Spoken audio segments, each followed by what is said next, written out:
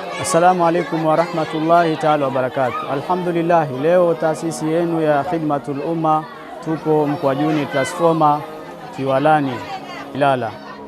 Tumekuja kugawa chakula hiki kwa wahitaji, na hii yote ni kuonyesha ubora wa kutoa katika jambo la muhimu zaidi.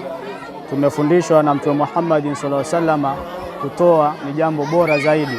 Kwa hiyo hii yote pia ni mafundisho kwa yule ambaye anacho atoe.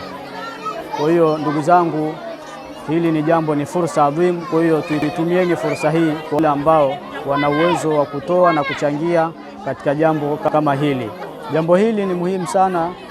Kwa hiyo tunatoa fursa pia kwa wale wenye uwezo kuchangia jambo kama hili, kuwalisha wale watu wenye uhitaji. Kama mnavyoona, tumekuja hapa, watoto ni wengi.